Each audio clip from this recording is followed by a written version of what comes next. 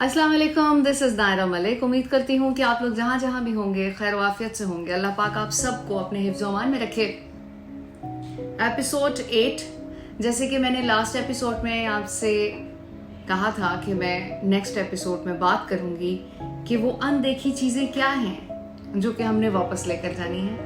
और मोस्टली लोगों को पता है कि वो क्या है, लेकिन वो इकट्ठी कैसे करनी है, उसकी जो टेक्निकल सूरत हाल है वो मैं आपके साथ शेयर करने लगी हूँ। हम इस बॉडी को सारी इम्प्योरिटीज से पाक रखने के लिए, ये किसी बीमारी का इलाज भी हम तभी करवाते हैं क्योंकि हमने वो इम्प्योरिटीज अपनी बॉडी से निकालनी होती हैं।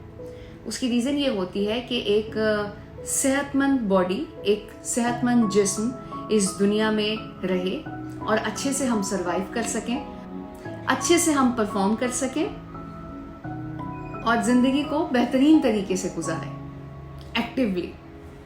तो बॉडी को इम्प्योरिटीज से पाक करते हैं।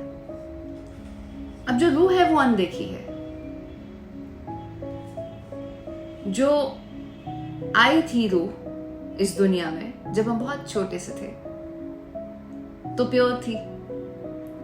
फिर इस दुनिया में रहते रहते, जिंदगी गुजारते गुजारते इम्प्योरिटीज आती रही। तो वो जो इम्प्योरिटीज होती हैं कुछ बीमारी की सूरत में बॉडी में, और वो जो अनदेखी होती हैं जैसे कि गुस्सा है, नफरत है, बुग़्ज़, कीना, जेलसी, झूठ बोलना, ये सब वो चीजें हैं जो कि बॉडी को प्योर नहीं रहने, रूह को प्योर नहीं रहने देती। तो जिस्म की प्योरिटी के लिए हम इलाज करवाते हैं। कहीं मसला कुछ हो जाए तो कोई दाना शाना निकल आए, कोई कट जाए, कहीं उधर टांके लगवा लेते हैं, मतलब कि उसको रिपेयर करते हैं। लेकिन जो अनदेखी चीजें होती हैं जो कि इम्प्योरिटीज रूह की मैंने गिनवाई, उसके बारे में जरा कम सोचा जाता है क्योंकि वो अनदेखी होती हैं और हम जाहिरी खूबसूरती पे ज्यादा फोकस रखते हैं। जाहिरी खूबसूरती जरूरी होती है, आपकी अच्छी ड्रेसिंग, आपके लुक्स।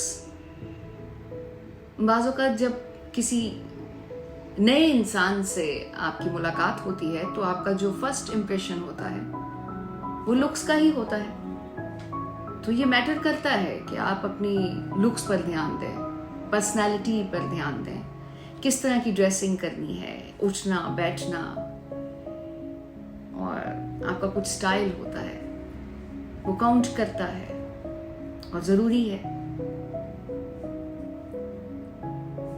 सेकंड स्टेप है लेकिन इंपॉर्टेंट है। जिस तरह से मैं बयान कर रही हूं या जिस तरह से आपके साथ शेयर कर रही हूं उसमें सेकंड स्टेप है, लेकिन अगर देखा जाए या सोचा जाए इसके मुतालिक तो फर्स्ट स्टेप है। क्योंकि अंदर की जो प्योरिटी होती है वो बाहर छलकती है, नजर आती है। तो ये हमारी गलत फहमी होती है कि हमारे अंदर जो है हम उसे छुपा लेंगे, या वो तो जाहिर अगर हम नहीं करना चाहेंगे तो नहीं होगा। जिन लोगों के पास ये होता है ना, उनको सब पता चलता है कौन कैसा है। और वैसे होता तो सबके पास ही है, लेकिन जो लोग इसे इस्तेमाल करते हैं, बहुत से लोग हैं जिनके पास सब कुछ है लेकिन वो उसे इस्तेमाल नहीं करते, या फिर एक्स्ट्रा ऑर्डिनरी इस्तेमाल नहीं करते, या उसको बॉदर नहीं करते कि हमें किसी इंसान को जानना भी है या समझना भी है। बस अपनी जिंदगी में मगन रहते हैं और उसी मगन रहने में इस दुनिया में आते भी हैं और चले भी जाते हैं। तो क्या ऐसे लोगों का कोई मकसद भी होगा इस दुनिया में आने का या जाने का, जो जानते नहीं हैं, समझते नहीं हैं? मतलब क्या ये इतनी बड़ी दुनिया अल्लाह पाक ने बनाई है तो सिर्फ इसीलिए तो नहीं बनाई है कि आए और थोड़ी तालीम हासिल कर लें, शादी कर लें, फिर बच्चों के लिए कुछ इकट्ठा करने में वापस चले जाएं। ये लवाजमात हैं, जैसे सैलेड रायता होता है, मेन कोर्स कुछ और है। Let's come to the point कि वो अनदेखी चीजें किस तरह से हमने इकट्ठी करनी है। जैसे कि मैंने वीडियो के शुरू में बात की कि पता तो सबको होता है कि वो अनदेखी चीजें क्या हैं, लेकिन बेसिक फोकस उसको इकट्ठा करने में होना चाहिए।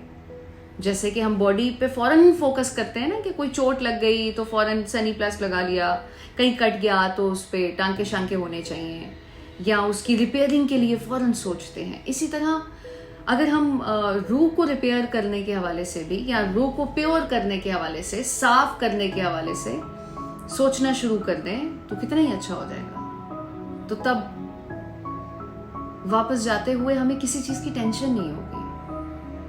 हमें ये नहीं होगा, जैसे बहुत से लोग सारी जिंदगी बुराइयों में गुजार देते हैं और लास्ट में अल्लाह पाक के करीब हो जाते हैं, क्योंकि ये तो सबको ही पता है कि वापस जाना है।